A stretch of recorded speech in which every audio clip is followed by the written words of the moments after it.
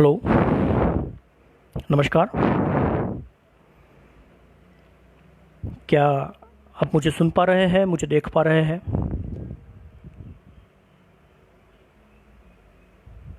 Hello.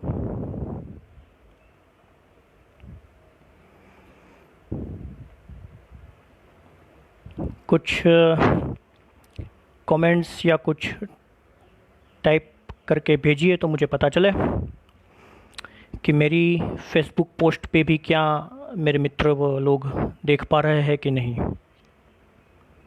Ji, sound is clear. नमस्कार। Okay.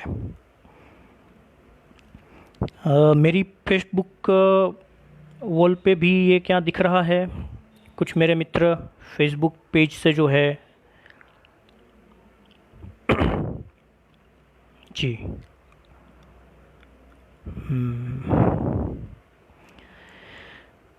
देखिए, सबसे पहले मैं उन सभी वैद्य विद्वानों का आभारी हूँ जिन्होंने इस कठिन परिस्थितियों में लॉकडाउन के टाइम पे अपना नॉलेज हमसे शेयर किया हुआ है।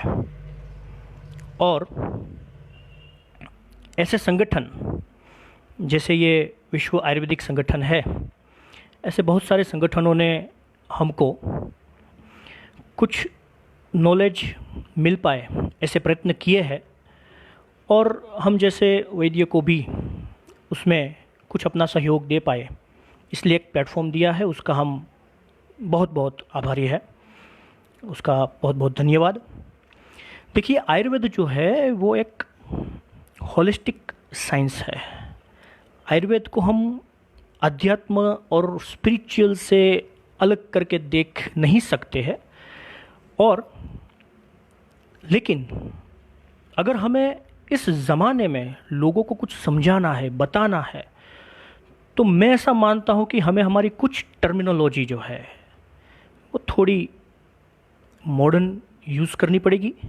हमें कुछ एविडेंस देने पड़ेंगे और कुछ साइंटिफिक अप्रोच के साथ आगे बढ़ना पड़ेगा। देखिए, डेफिनेटली कोई भी आदमी चिकित्सा तभी लेगा जब वो पूर्णतः संतुष्ट होगा। तो हमें उस लैंग्वेज में उनसे बात करनी है, उस लैंग्वेज में उसको समझाना है जिस लैंग्वेज में वो समझना चाहते हैं या फिर वो इजीली समझ सकते हैं। ये बहुत ज़रूरी चीज़ हो गई है। हमसे बार बार एविडेंस मांगे जा रहे हैं आयुर्वेद के, उसका रीज़न ही वही है कि हम शायद अभी वहीं देवनागरी लिपि संस्कृत में सबको बता रहे हैं। हमसे उसका सम्मान है, हमें उस चीज़ का गर्व भी है।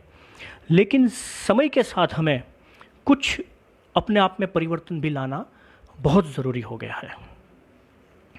तो मेरा प्रयास आज वही है कि वही चीज़ जो ऑलरेडी एक्सप्लेन्ड कर ली है हमारे संहिताओं में, हमारे आचार्यों ने, वही चीज़ हम कुछ सरल भाषा में उन लोगों को भी समझाने की कोशिश करें जो नॉन आयुर्वेदिक पर्सन है, जिनको आयुर्वेद के बारे में जानना है, समझना है, उसका उपयोग भी करना है।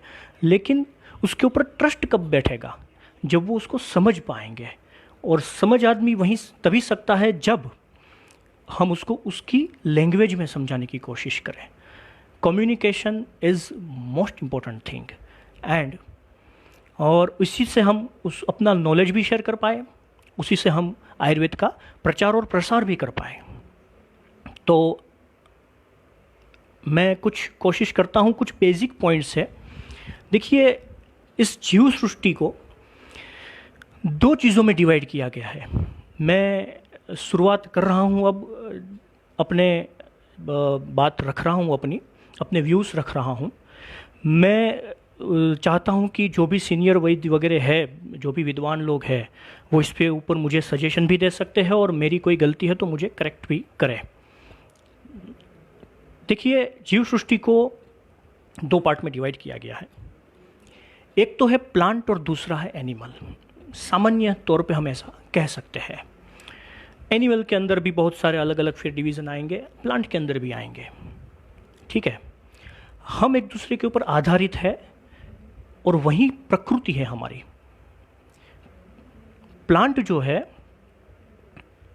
हम द्रव्य गुण शास्त्र जानते हैं, हमारे आचार्यों ने बोला है कि सर्वद्रव्य पंचभौतिक और सर्वद्रव्य औषध भी है। ठीक है, अब हम प्लांट का उपयोग आहार के लिए तौर पे भी करेंगे, औषध के तौर पे भी करेंगे, लेकिन जब तक हम उसका उपयोग आहार के तौर पे कर सकते हैं, आहार वर्ग का हम जितना उपयोग कर सकते हैं अपने बॉडी के लिए, तो वो बहुत इम्पोर्टेंट है, क्योंकि प्राइमरी जो चीज़ है वो वही है। हमें अपना बेस जो है वो है न्यूट्रिशन। हमारी बॉडी को मेंटेन रखने के लिए हमें न्यूट्रिशन चाहिए, और हम उसको आहार के तौर पे पहले हम यूज़ करना पसंद करेंगे, क्योंकि औषधि तो रोगी होने के बाद लेनी है। ठीक है, अब प्लांट जो है वो पंचभौतिक है। क्यों है? वो भी पंचमहाभूत का उपयोग करते हैं। किस तरह से करते हैं? आपने फोटोसिंथेसिस सुना होगा, प्रकाश संश्लेषण की क्रिया, सूर्य प्रकाश का उपयोग करते हैं प्लांट ऑक्सीजन और कार्बन डाइऑक्साइड की आप-ले करते हैं, वायु आ गया, सूर्य से अग्नि आ गया, सोइल से वो पानी लेते हैं, जल आ गया, और सोइल से ही अपना न्यूट्रिशन लेते हैं। तो उस न्यूट्रिशन के अंदर फॉस्फोरस होता है, नाइट्रोजन होता है, एटसेट्रा एटसेट्रा। ठीक है, तो पंचमहाभूत का उपयोग वो भी करते हैं, हम भी करते हैं। अब अगर हम, लेकिन फ़र्क ये है कि हमारा जो कोष स्ट्रक्चर है, सेल्स का स्ट्रक्चर है, वो कुछ अलग है, कुछ हटके है, कुछ अलग है एक दूसरे से। अब उसको कॉम्प्लेक्स फॉर्म में सीधे सीधा हम अपने बॉडी के लिए उपयोग नहीं कर सकते, हमें उसका ट्रांसफ़र करना पड़ेगा, उसको चेंज करना पड़ेगा, उसके स्वरूप को बदलना पड़ेगा। प्लांट हमारे बॉडी में एक्शन तभी ला पाएगा, इफ़ेक्ट तभी कर पाएगा, चाहे वो आहार के तौर पे हो या औषध के तौर पे, जब तक हम उसके स्वरूप को बॉडी एक्सेप्ट कर पाए, हमारे शरीर उसमें संग्रह कर पाए। उस हिसाब से अगर हम जब तक नहीं लेंगे उसको, उस हिसाब से लेने के लिए हमें ज़रूरी है कि उसको उपयोग करने के लिए हमारे शरीर में डाइजेशन प्रक्रिया दी गई है। अब कॉम्प्लेक्स फॉर्म को सिंपल फॉर्म में कन्वर्ट करने के लिए, इजीली हमारे शरीर में एक्सेप्ट करने के लिए हमें डाइजेशन की ज़रूरत होती है। ठीक है, मॉडर्न मेडिसिन भी, मॉडर्न साइंस भी यही कहता है। हमारे जो आचार्य है उन्होंने ये बताया कि द्रव्य है वो अपने अलग अलग रस, गुण, वीर्य, विपाक, प्रभाव के हिसाब से शरीर में वर्क करते हैं। ठीक है, वो भी फाइनली तो पंचमहाभूत ही प्रोवाइड करेंगे अपने बॉडी को। ठीक है, अब रस जो है वो मधुर, आम्ल, लवण, कटु, तिक्त, कषाय है, उसमें भी पंचमहाभूत है।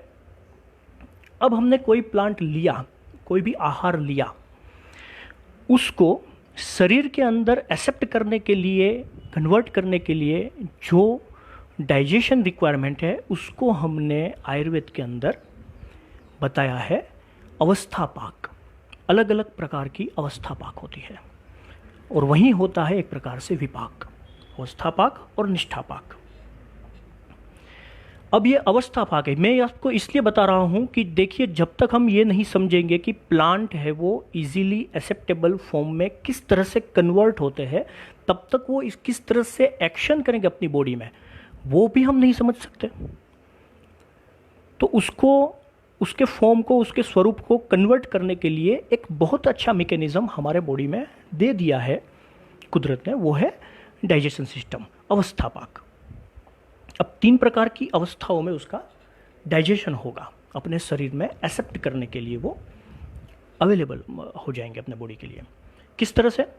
सबसे पहले होगा अविदग्ध अवस्था, मतलब कि हमने कोई फूड माउथ में लिया और रसनेंद्रिय जो है वो उसको एक्सेप्ट करती है, उसको पहचानती है, ब्रेन को सिग्नल भी देती है कि भाई मैं मेरी तरफ से जितना हो सके उतना उसको डाइजेस्ट करने की कोशिश कर रहा हूँ।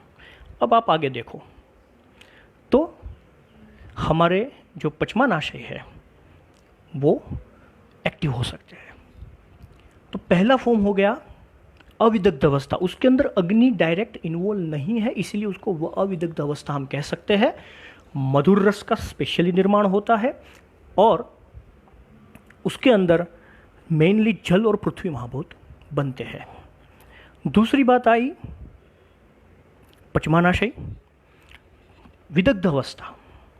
देखिए पित्तम पंचात्मक का मतलब पचमानाशय मध्यगम, ठीक है। आमाशय और पक्वामाशय मध्यगम, आमाशय और पक्वाशय के बीच में जो है वहाँ हमारा पित्त रहता है। तो सेकंड अवस्था आ गई, वो है विदग्ध अवस्था।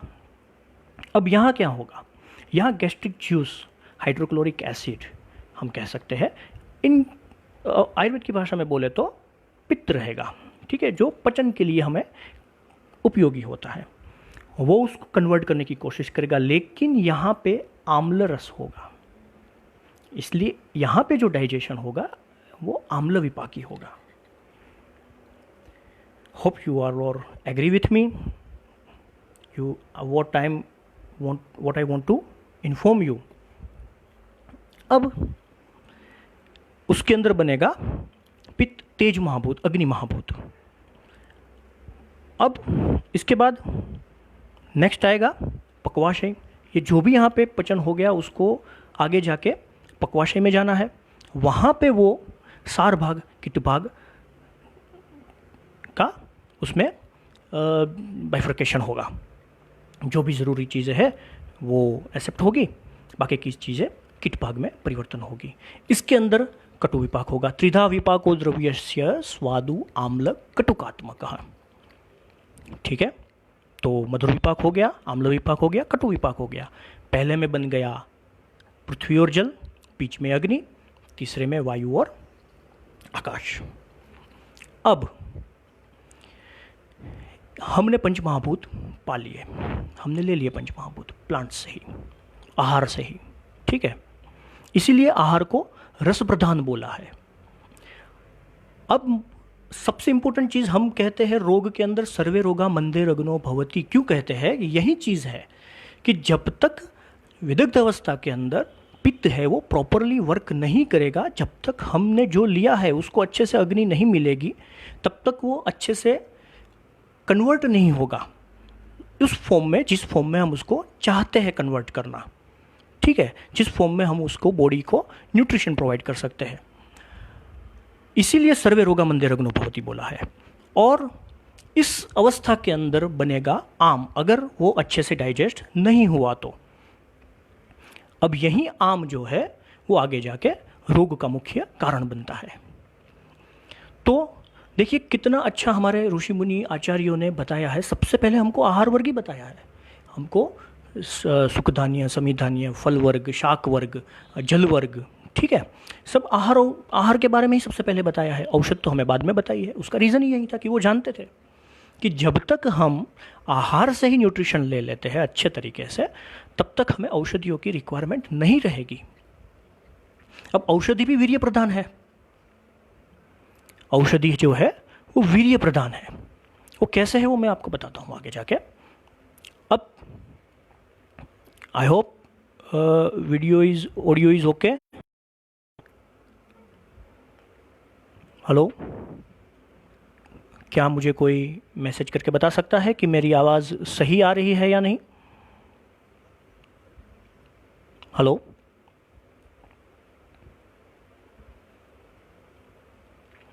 तो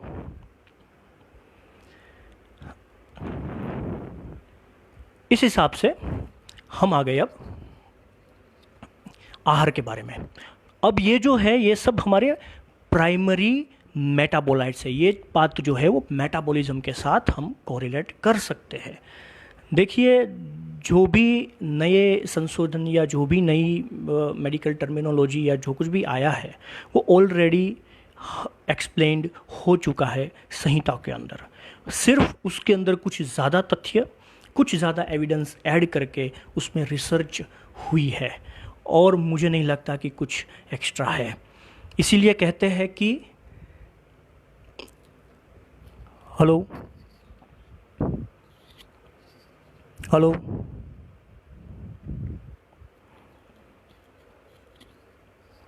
अनवर साहब, नहीं आ रहा है क्या हमारा ऑडियो अच्छे से?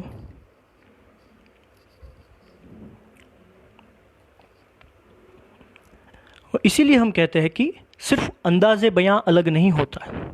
Hello, Is there any problem with audio?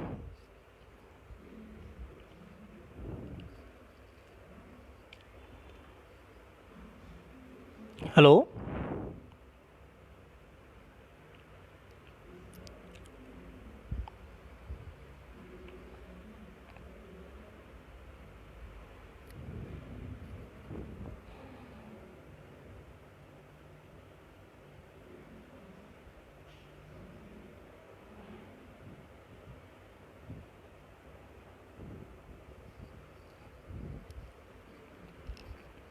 Hello?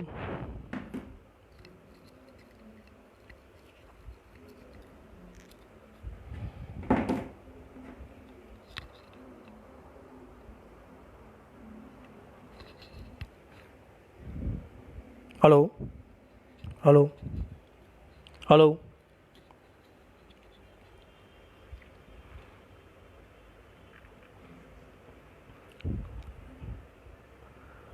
तो जो भी नए एविडेंस आए हैं,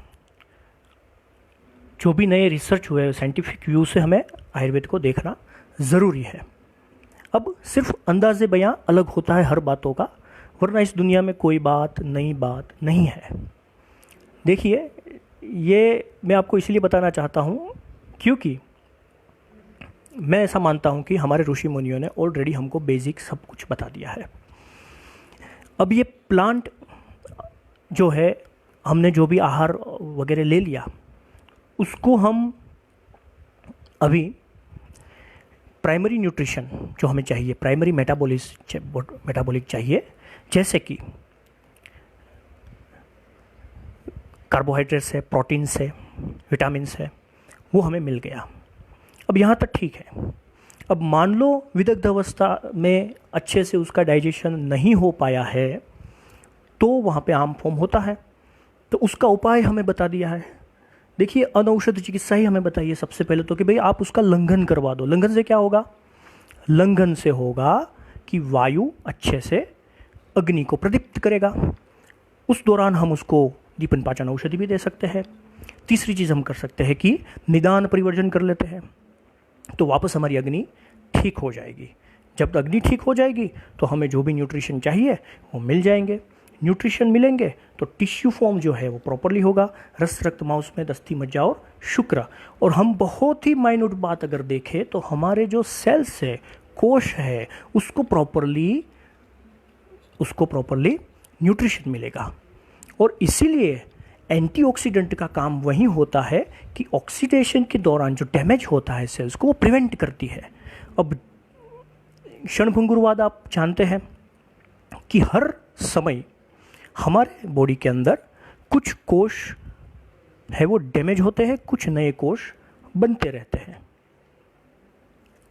अब इस दौरान क्या होगा? अगर ज़्यादा कोश डैमेज हो गए तो हमारे शरीर को हानि हो सकती है। तो प्राइमरी मेटाबोलाइट्स जो है वो बैलेंस करता है अपने बॉडी को, अपने उस सेल डैमेज को, ठीक है। लेकिन जब वो सफिशिएंट नहीं रहता है हमारे बॉडी में, देखिए हम बहुत सारे सूक्ष्म जीवों के बीच में रह रहे हैं, कभी ना कभी हम उससे अफेक्टेड होंगे, ठीक है। वायरस है, बैक्टीरिया है, प्रोटोजुआ है, कभी कभी हमारा प्रज्ञा अपराध है, हाँ, वो क्या करेगा? हमारे दोषों के अंदर, हमारे शरीर में जो भी न्यूट्रिशन चाहिए उसमें इम्बैलेंस लाएगा, ठीक है। तो रोगस्तु दोष वैषम्यम, दोष साम्यम अरोगता, जब तक वो बैलेंस में है तब तक हम अच्छे तरीके से रह सकते हैं, हम अपना स्वास्थ्य मेंटेन कर सकते हैं। लेकिन जब उसके अंदर इम्बैलेंस आ गया तब हमें प्रॉब्लम होती है, तो चिकित्सा करनी पड़ेगी। अच्छा, चिकित्सा कैसे करेंगे? या भी क्रिया भी जायते शरीरे धातव सम, सा चिकित्सा, मतलब के जो भी, अगर आप मुझे ऑडियो अच्छे से नहीं सुन पा रहे हैं तो प्लीज़ मुझे आप मैसेज कीजिए, और सुन पा रहे हैं तो भी कीजिए।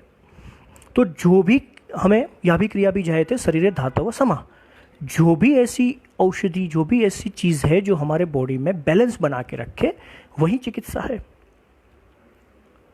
तो अब हम प्लांट का उपयोग करेंगे चिकित्सा के लिए, औषधि के तौर पे। अब खेल यहाँ से शुरू होता है। देखिए प्लांट जो है उसके अंदर भी यही सब क्रियाएं चलती है। प्राइमरी मेटाबोलाइट्स उसमें भी बनते हैं, सेकेंडरी मेटाबोलाइट्स का हम उपयोग करते हैं मेडिसिन के तौर पे।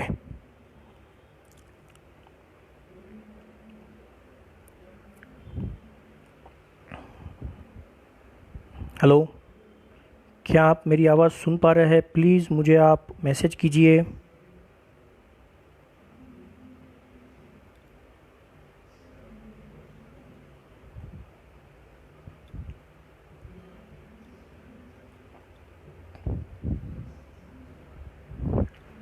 जी जी।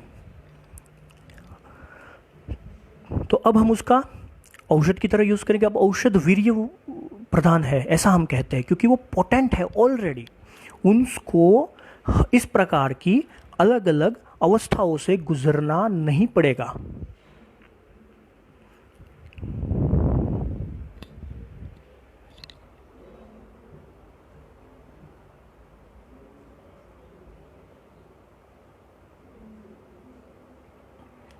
हेलो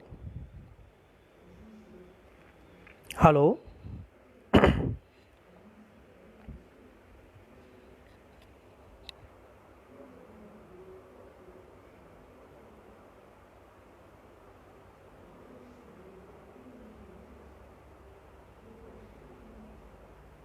हेलो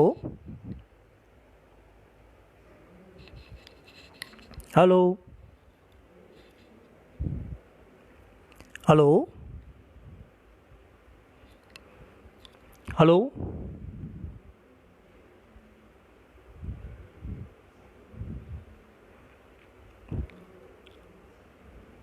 जी जी। Okay okay, thank you.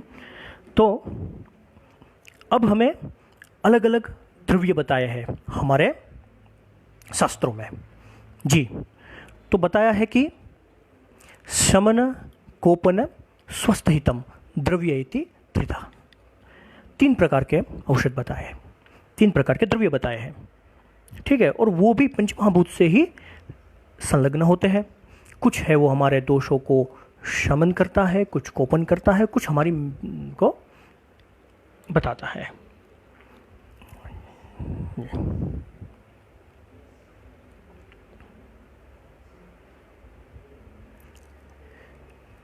तो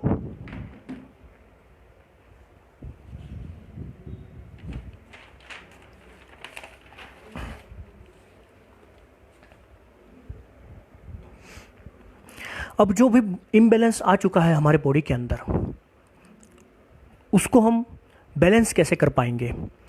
तो हमें एक बहुत अच्छा सूत्र दिया कि भाई सामान्यम वृद्धि कारणम आश्रय हेतु विशेषश्च। अगर आप इक्वल क्वालिटी की चीज़ लेंगे, एक समान गुण वाली, तो वो उसको बढ़ाएगी या फिर उसको घटाएगी। अब विस्तृति गुण बोल रहे हैं, ठीक है, तो उस हिसाब से हमें औषधियों की कलेक्ट करनी है, लेकिन उसके लिए हमें रोगी की अग्नि को जांच करनी पड़ेगी। देखिए अग्नि अगर नॉर्मल है तभी जो भी औषधि है उसको प्रॉपर वे में हम यूज़ कर पाएंगे। आहार का भी ऐसा ही है जिस तरह से औषध का है, लेकिन औषधि ये सब अलग अलग अवस्थाओं में से नहीं गुजरेगी, सीधा वीर्य प्रधान है तो उस हिसाब से वो डायरेक्ट इफेक्ट करेगी। तो इसीलिए ये रस गुण वीर्य विपाक ये सब हमको बता के रखा है। देखिए प्लांट इसी प्रकार से हमारे बॉडी में जाकर मेटाबॉलिज्म होता है उसका, और हम उसका उपयोग करते हैं। अब थोड़े हम मॉडर्न व्यू ले लेते हैं। मॉडर्न में क्या बोला है? वो लोग ऐसा बोलते हैं कि भाई प्लांट के अंदर प्राइमरी और सेकेंडरी मेटाबोलाइट्स होते हैं। सेकेंडरी मेटाबोलाइट्स का हम यूज़ मेडिसिन के तौर पे करते हैं, ठीक है। अब ये क्या करते हैं सेकेंडरी मेटाबोलाइट्स? क्या क्या होते हैं? एक तो टर्पिन होते हैं, अल्कलॉइड्स होते हैं, कुछ फिनोलिक्स होते हैं, कुछ ग्लाइकोसाइड्स होते हैं, ठीक है। तो जब तक वो हम मॉडर्न व्यू भी नहीं देखेंगे तब तक हम उसको समझा नहीं पाएंगे लोगों को। तो ये हमें जानना भी ज़रूरी हो गया है। एग्जाम्पल के तौर पे मान लो हम किसी को लहसुन देते हैं। अब लहसुन में मेनली कुछ कोलेस्ट्रॉल रिलेटेड इश्यूज होते हैं, उसके अंदर हम यूज़ करते हैं। ठीक है, क्यों करते हैं? क्योंकि उसके अंदर सेपोनिन होता है। देखिए, ये जो सेपोनिन है वही जो कोलेस्ट्रॉल है उसको कम करने में मदद करता है हमारी। ठीक है, एलडीएल है, लो डेंसिटी लिपिड है, वो हमारे वेस्कुलर वॉल जो है उसको थोड़ा उसके वॉल को डैमेज करता है। ओके, और उसको रिजिड बना देता है। अब उसको हमें दूर करने के लिए लहसुन के अंदर सेपोनिन जो है वो हमें काम आती है। ठीक है, तो यही सब चीज़ें हैं। देखिए, एस्पिरिन ले लो आप, क्विनिन ले लो आप, डिजिटालिस ले लो, ये सब चीज़ें प्लांट से हमें मिलती है। तो हमें सिर्फ अपने कुछ एविडेंस, अपने कुछ तथ्य, अपने कुछ साइंटिफिक व्यूज़ से ही अपनी संहिताओं को, अपने विज्ञान को देखना है। ये बहुत ही ज़रूरी हो चुका है इस ज़माने में। अब प्लांट ये कब बनाते हैं? सेकेंडरी मेटाबोलाइट्स रेगुलर नहीं बनते। प्राइमरी मेटाबोलाइट्स जो है, जो मैंने आपको बताया कि भाई विटामिन, प्रोटीन वगैरह जो है हमारे शरीर में जो होते हैं, वो हमें डेवलपमेंट के लिए काम आते हैं, ग्रोथ के लिए काम आते हैं, रिप्रोडक्शन के लिए काम आते हैं, हमारे अस्तित्व को टिकाने के लिए काम आते हैं। लेकिन जो सेकेंडरी मेटाबोलाइट्स मिलते हैं हमें प्लांट से, वो हमें रोग के टाइम काम आते हैं। अब वो कैसे काम आते हैं? उसके लिए हमें अपना कोश तक जाना पड़ेगा। सेल स्ट्रक्चर हमें पता होना चाहिए कि भाई हम जो कोश है उसके अंदर एक आवरण होता है, उसके अंदर एक साइटोप्लाज्म होता है और न्यूक्लिक एसिड वगैरह होता है, डीएनए स्ट्रक्चर होते हैं। ठीक है, अब मैं जो भी औषधि लूँगा, जो भी प्लांट बेस लूँगा, उसका अच्छे से डाइजेस्ट होके, उसका अच्छे से कन्वर्ट होके, जो भी उसमें से एसेंस बनेगा, जो भी उसमें से भाग बनेगा, सार भाग बनेगा, वो एक टारगेट ऑर्गन या टारगेट कोश के ऊपर इफेक्ट करेगा। क्यों? क्योंकि वो एक प्रकार का केमिकल कंपाउंड है, उसके अंदर कार्बन है, ऑक्सीजन है, हाइड्रोजन है, नाइट्रोजन है, और वो अपने टारगेट ऑर्गन या टारगेट सेल को पहचानते हैं। अब वो क्या करेंगे? मान लो मैंने एंटीबायोटिक ली, तो वो क्या करेंगे? वो उसके डीएनए सिंथेसिस को इनहिबिट करने की कोशिश करेंगे, उसको रिप्लिकेशन मतलब उसको आगे बढ़ने नहीं देंगे, उसकी वृद्धि नहीं होने देंगे। आपने डीएनए देखा होगा, स्ट्रक्चर उसका डीएनए का किस प्रकार से बताया है, सीढ़ियों को थोड़ा मुड़ा हुआ हो वैसे, है ना? तो बीच में जो दो सीढ़ियों को जोड़ता भाग है ना, वहाँ पे वो कैंची लगा देते हैं एंटीबायोटिक। तो मतलब उसको आगे नहीं बढ़ने देते, उसका रेप्लिकेशन नहीं होने देते, सेल मेम्ब्रेन को सिंथेसिस नहीं होने देते, और इस हिसाब से हमारे सेल को डैमेज होने से रोकते हैं। हमारे शरीर में कोई भी पैथोजेंस आए, उसको उसकी इफ़ेक्ट हमारे बॉडी के अंदर ना हो, ऐसा वो प्रयत्न करते हैं। तो ये हमारी प्लांट का, देखिए, हमें मोड ऑफ एक्शन समझना बहुत ही ज़रूरी है। हम जानते हैं कि हमारे पास एक व्हीकल है, हमारे पास औषधि है, हम जानते हैं कि वो किस रोग के अंदर काम कर रही है। ठीक है, मगर हमें व्हीकल है हमारे पास डेस्टिनेशन का भी पता है, लेकिन अगर हम उसे ड्राइव करना नहीं जानते व्हीकल को, हमें रास्ता ही नहीं पता, तो क्या होगा? हम डिपेंड हो जाएंगे किसी के ऊपर, हमें पूछते पूछते जाना पड़ेगा, है ना? तो रास्ता इजीली पार नहीं होगा। तो इसी प्रकार से हमें मोड ऑफ एक्शन उस ड्रग का पता होना चाहिए। तो आज मैं यही कहना चाहता था आपको कि जिस प्रकार से अवस्था पाक बताए हैं, और निष्ठा पाक क्या है? द एंड प्रोडक्ट, वो है निष्ठा पाक। एंड प्रोडक्ट जो है प्लांट का, जो भी हमने लिया आहार या औषध के स्वरूप में, उसका एंड प्रोडक्ट जो है वो निष्ठा पाक है, और उसमें फिर चेंजेस नहीं हो सकते। वो जिस प्रकार से है उसी प्रकार से शरीर पे उपयोगी होते हैं आगे जाके। तो मैं कुछ यही बातें रखना चाहता था आपके सामने कि किस प्रकार से औषधि प्लांट है उसको हम आहार और औषध के तरीके से यूज़ कर सकते हैं अपने शरीर के अंदर।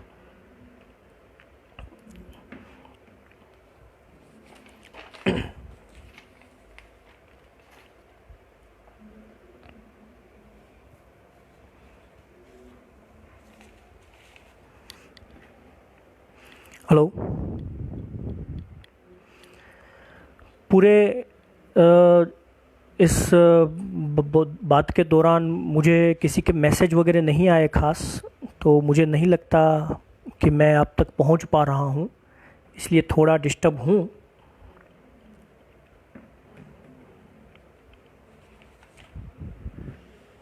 लेकिन फिर भी मैं अपनी बात अब ख़त्म कर देता हूं कि इस हिसाब से प्लांट में से हम चीज़ों को कॉम्प्लेक्स फॉर्म में से इजी फॉर्म में कन्वर्ट करके अपनी बॉडी के लिए उपयोग में ला सकते हैं। अब बायो अवेलेबिलिटी क्या होती है, देखिए मैं एक एग्जांपल देता हूँ आपको, हरिद्रा का कुरकुमिन, ठीक है, रक्त शोधक खास होता है, और मेनली जो है वो आज हम हल्दी वाला दूध पीने के लिए बोल रहे हैं, ठीक है। ऐसी आयुष मंत्रालय ने हमें बताया है। क्यों बताया, देखिए हमें रीज़न भी बताना पड़ेगा। हमारे जो भी उपयोग करता है आयुर्वेद के, जब तक हम उसको रीज़न भी नहीं बताएंगे तब तक वो नहीं समझ पाएंगे। एंटीऑक्सीडेंट के तौर पे काम कर सकती है हरिद्रा, ठीक है, तो सेल डैमेज होने से बचाती है। ऑक्सीडेटिव डैमेज जो होता है सेल का, उसको बचाती है। तो हमें कोश को बचाना है उस पैथोजेंस से। और यही चीज़ अगर हम ब्लैक पेपर के साथ या मरीच के साथ अगर मिला के यूज़ करें तो उसकी बायो अवेलेबिलिटी बहुत इजी हो जाती है। ये बायो अवेलेबिलिटी क्या है, तो वो जिस पदार्थ को जिस स्थान पे जाकर काम करना है वहाँ पे उसकी उपलब्धि का मापदंड है एक है, ठीक है। वो वहाँ गया और वहाँ पे उसने इस तरह से वर्क किया। अब हम जितने क्वांटिटी में चीज़ लेते हैं उसी क्वांटिटी पूरी तो यूज़ नहीं हो पाएगी, क्योंकि उसको ट्रांसफॉर्म होना है। और अंत में जो भी हम आहार और औषध लेते हैं उसको सार और किट भाग में कन्वर्ट हो जाता है, और किट भाग जो है वो फिर आगे जाके मलवर्ग द्वारा निकल जाता है। तो ये सब चीज़ें हमें समझनी पड़ेगी, जाननी पड़ेगी। कुछ साइंटिफिक व्यूज़, कुछ एविडेंस बेस्ड चीज़ें हमें समाज के सामने रखनी पड़ेगी। तो मेरे ख्याल से अब कुछ लोग बोलेंगे कि भाई ये तो कुछ फार्मेसी रिलेटेड कुछ बात हो गई। देखिए हमारे शास्त्र में सिर्फ चिकित्सा चतुष्पाद ही बताए हैं। दक्ष तीर्थ शास्त्रार्थ और दुष्टकर्मा सुचिर्भिषक, अनुरक्त सुचिर दक्षो बुद्धिमान परिचारक, आदि रोगी भिषक वेश्यो ज्ञापक सत्ववान अपि, और द मेन बहुगुणम बहुकल्पम योगयम संपन्नम औषधम। इसके अंदर वैद्य ही ये सब चीज़ देखता है, प्रकृति परीक्षण करता है, अग्नि परीक्षण करता है, कौन सी औषधि किसको कितनी मात्रा में हम दे पाते हैं, दे सकते हैं, वही काम है हमारा। तो इसी प्रकार से हम रोग को शरीर से दूर कर सकते हैं। देखिए आज ज़माना है मॉलिक्यूलर बायोलॉजी का, आज ज़माना है नैनो टेक्नोलॉजी का। तो अब अगर हम अपनी टर्मिनोलॉजी चेंज नहीं करेंगे या हमारी जो भी साइंटिफिक रिसर्च है उसको हम आगे नहीं बढ़ाएंगे तो लोगों को ये बात समझ में नहीं आएगी कि हम किस सब बहुत बड़े साइंस के साथ रिलेटेड है, और वो है आयुर्वेद। जीवन पद्धति सिखाने वाला एकमात्र शास्त्र, मैं तो ये कहूँगा, हमें उसे चिकित्सा शास्त्र नहीं कहूँगा। तो दिनचर्या ऋतुचर्या का पालन करना बताया है, और जो भी हम अपने बॉडी को मेंटेन करने के लिए लेंगे उसके आहार वर्ग सबसे पहले बताया है, और बाद में जाके चिकित्सा बताई है। लेकिन ये हमें इतनी सरलता से लोगों को समझाने की कोशिश करनी पड़ेगी, ये बहुत ज़रूरी होता है। मैं शायद ही कुछ पॉइंट मिस किया हूँ। 3 अवस्थाओं में हम जो भी दोष का निर्माण करते हैं, वात पित्त कफ का, वो फिर अपने अपने हिसाब से काम करते हैं। सबसे पहली अवस्था के अंदर कफ बनता है, वो होता है स्निग्ध शीतो गुरुर्मंद श्लक्ष्ण मूर्छन स्थिर कफ।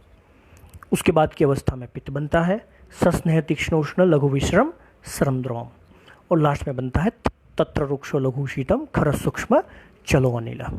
तो ये उसके गुण हो गए। उस गुण के प्रकार से अलग अलग तरीके से वो बॉडी के अंदर इफ़ेक्ट करते हैं, काम करते हैं। मैं नहीं जानता कि आप लोग मुझे सुन पा रहे हैं कि समझ पा रहे हैं, लेकिन मैं अपनी कुछ और बातें रखने की कोशिश कर रहा हूँ।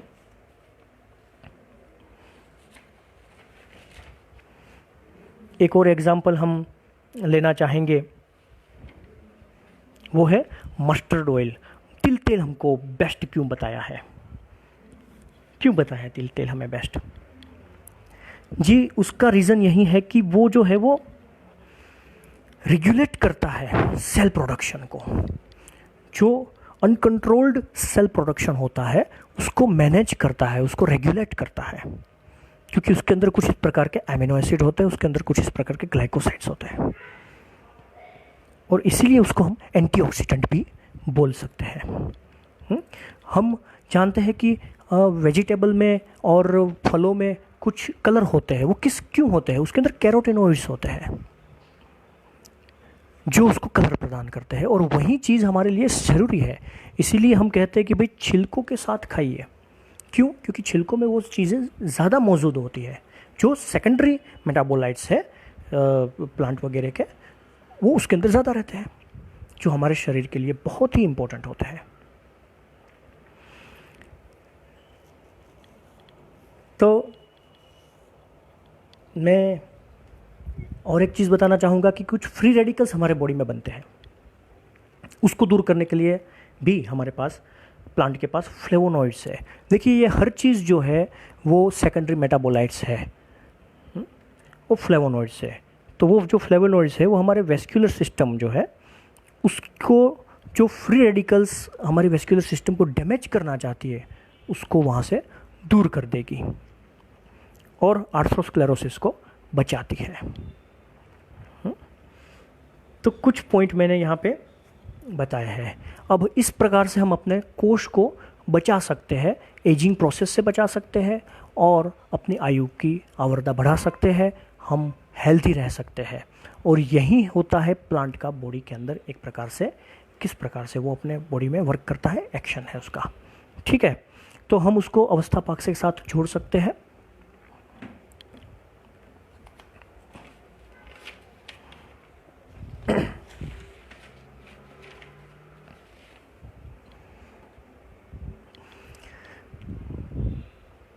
हेलो हेलो जी, मुझे लगता है मैं शायद अब तक अपना ऑडियो अब नहीं पहुंचा पा रहा हूं, किन्हीं कारणों से ऐसा मैसेज मुझे मिला है।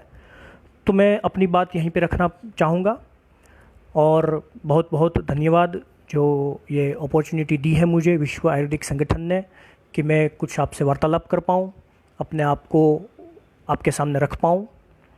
कुछ मौका मिलेगा आगे जाके तो कुछ और बात करेंगे, लेकिन आज का कंक्लूज़न यही है कि प्लांट को हम दो प्रकार से यूज़ कर सकते हैं, एक आहार, एक औषध।